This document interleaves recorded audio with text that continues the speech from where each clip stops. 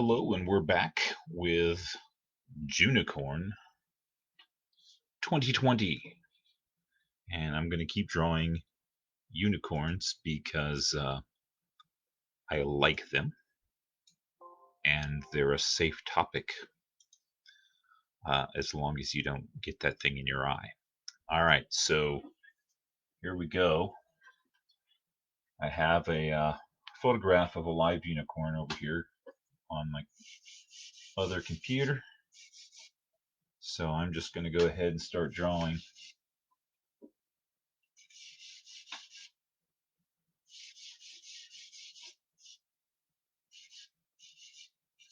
Yesterday I talked all about how you can blockhand shapes and erase and things like that. And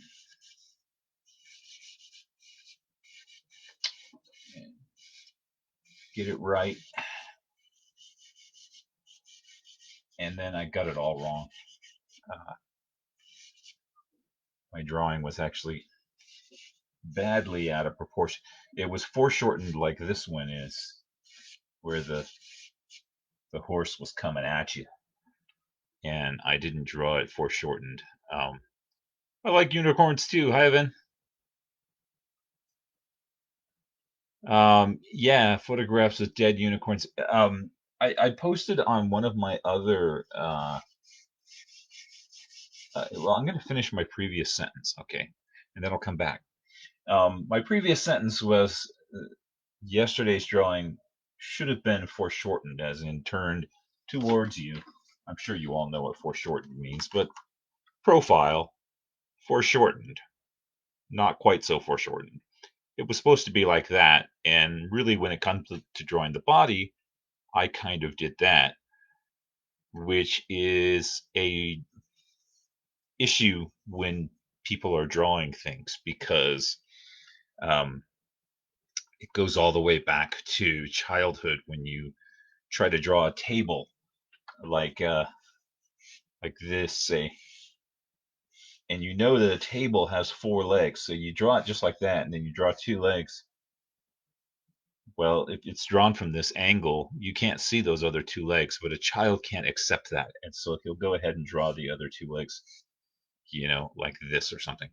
And there's a thing in everybody's brain that wants to say, "Oh, but I know the horse's body is this long." So when you're drawing it foreshortened and you're drawing it small, um, your mind wants to overpower that instinct and draw differently. And golly, but it's a hard thing to force down and just make yourself not do it.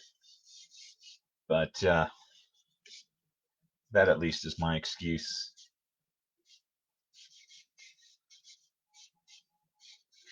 Okay, I was starting to talk about another thing. On this other group that I joined, something about sci-fi. Um, Group is sci-fi and fantasy art or something like that. And I posted a picture of my first unicorn for this year, and I explained what the Junicorn sketch month was all about, and somebody said, okay, I forget the term. They use some terminology like, please tell me there's going to be some, Jagiricorns or something. Some weird expression. Um, and that's been happening a lot to me. People go, "Oh, this looks like Otu Tamaku or something," and I've got to go, okay, and go Google that, and then find, okay, it's a Japanese animation thing or something, and my thing kind of, not really, but sort of looks like something from that. And so that's been happening a lot. So this guy says something, please tell me it's going to have some of this, and it's like, okay, so I go and look, I go Google that expression, and it's basically like like Cthulhu was hiding inside the body of a dead unicorn. So it's like picture a zombie unicorn with like hideous tentacles and worms and crap all bursting out of its face and body, and maybe eye sockets with just big long worms coming out or something. And I said, yeah, that's interesting, but no, I'm not doing that. uh, it's I'm all for variation, but not every conceivable variation. There's a variation. I just don't want to go there.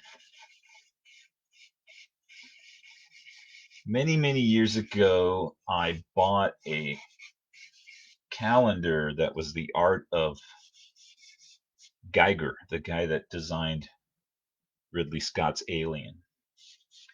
He did some art that was just amazing and super detailed. And of course, I was in this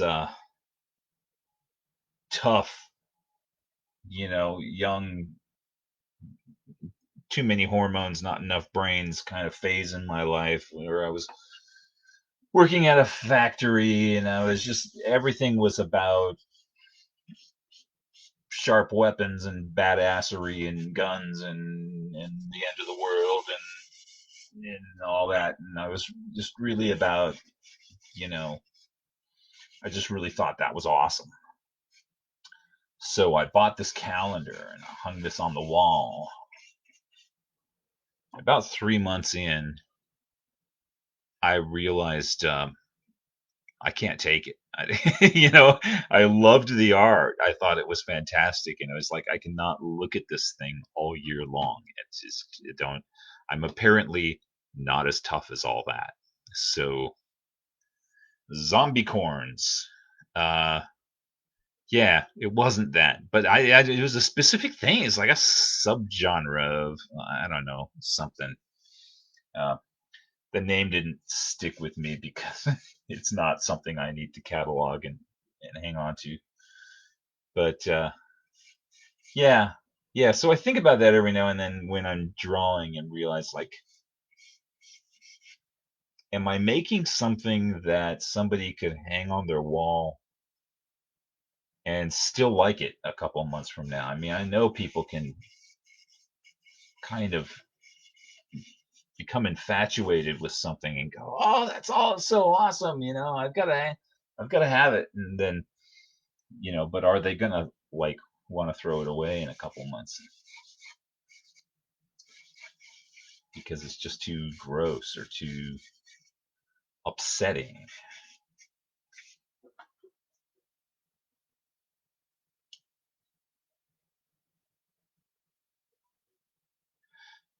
So here's this critter. He's got his two front legs. One of his back legs is kind of hidden behind his front leg. And his other back leg back here, his back legs are splayed out like that. He's a young one. And, they have that kind of gangly thing, but this angle is just not quite. I didn't realize this was going to be hard.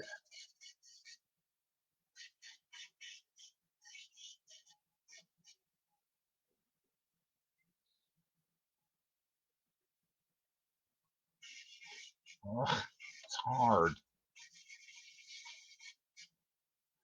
Anyways, I'm going to exaggerate. I know what it's doing. It's just at the angle that it's photographed at, it's kind of not coming across what it's doing. It's doing that. His back legs are doing that. And his front legs are just straight down. So, going to make that come across.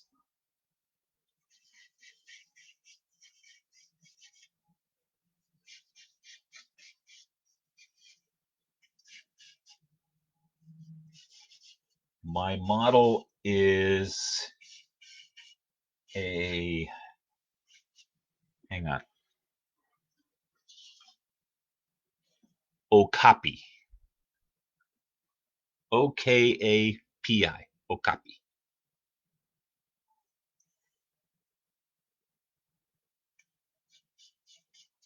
Extra points to anybody who can tell me why that is significant, why it's appropriate.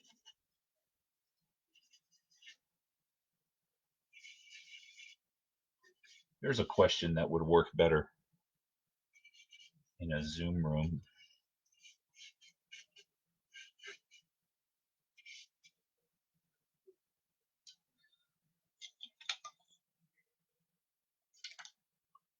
So, like a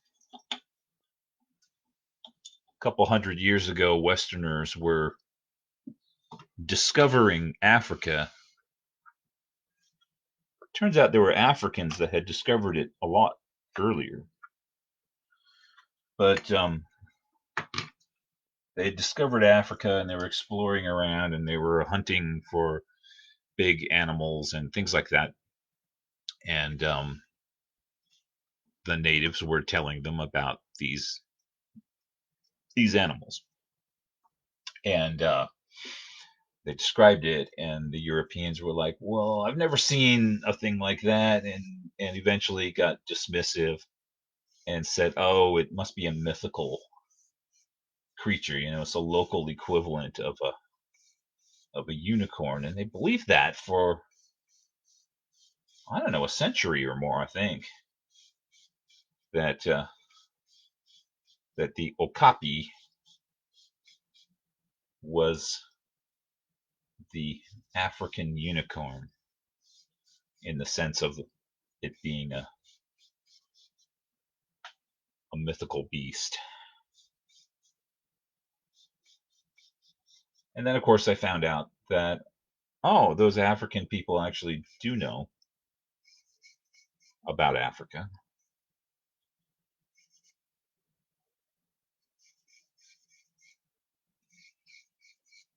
And there is such a critter.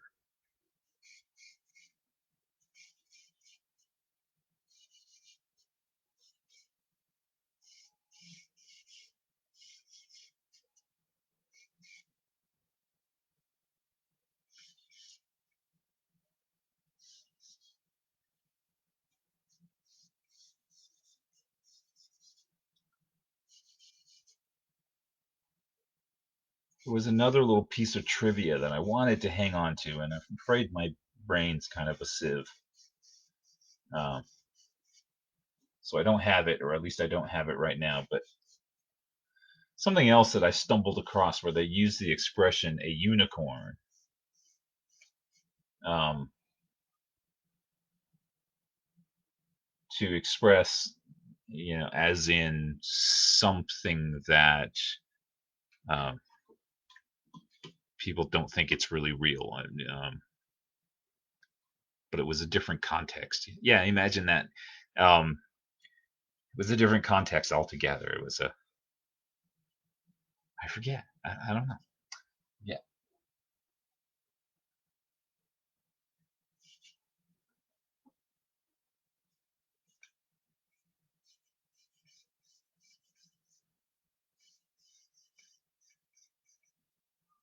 Another such creature, though, that Europeans did not believe in was gorillas and orangutans, because they'd explored regions like this, but not very thoroughly. And they'd heard stories, and they put it down to folklore, um, like an ogre, a troll. Um, and then in the mid 1800s,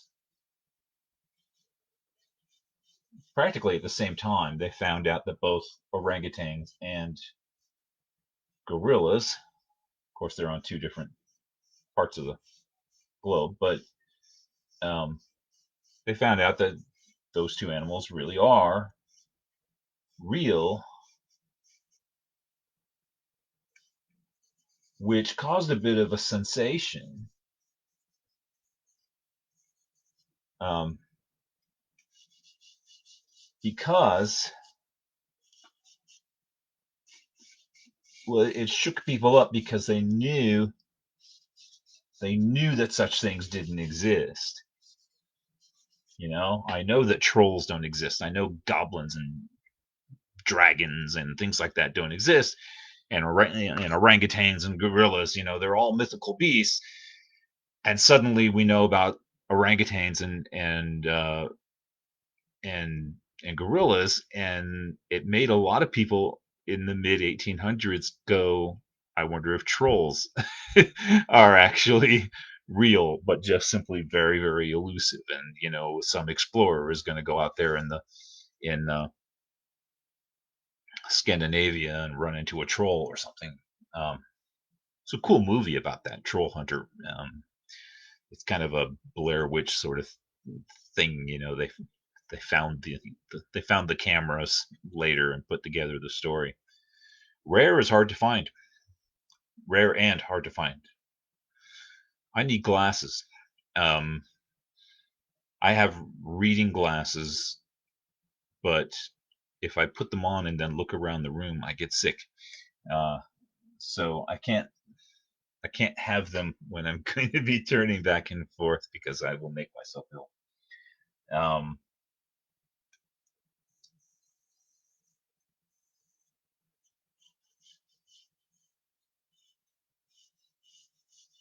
so yeah, this animal is rare and hard to find. I believe it is.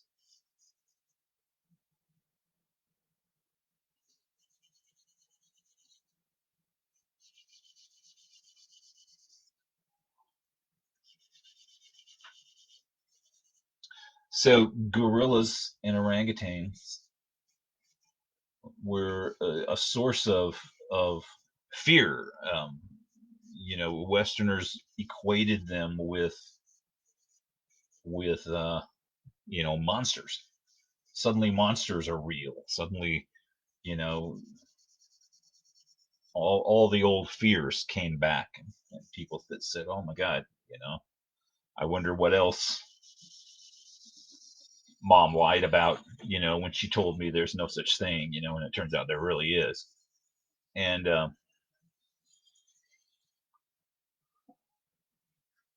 so there was a sculptor. Well, along about then, 1859 or somewhere in there. This guy named Charles Darwin published a book, and that was kind of a big deal too, for a couple of reasons. Not only did it shake everybody's worldview about how the world is made and who we are and what our place is in the universe and all that kind of stuff, but also there was the implication that the ogre is real and it's your cousin. And so that was really a that was really a disturbing thing to many people. It was more disturbing than it is to us. We can accept it, to say, oh yes, we may be related to primates of some sort, and I mean, we've had a long time to kind of digest that idea. But imagine believing that some such things didn't exist at all, and then having it suddenly dumped on you, but like within a space of about 10 years, having it dumped on you that not only are monsters real, but you're related to them. And if you hold down Control and press the plus key, it will make the text larger. I'm going to try that. Where is my plus key? I need my glasses to find my plus key. Stellar, where's my plus key? Shit.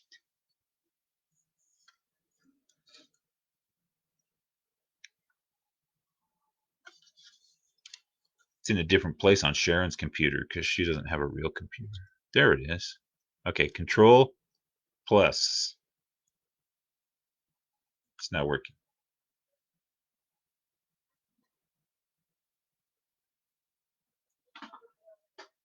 What's that? On the number pad.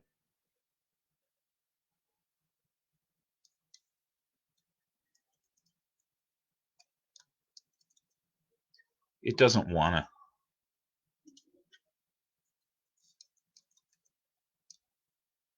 Okay, it did. It made the text much larger,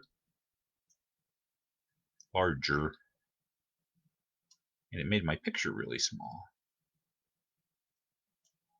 See the things you learn? All right, so I'm going to assume that if I hold the control down and the minus button, yeah, I can kind of compromise between the two. Interesting. Don't be sad. Don't be sad. We can work it out.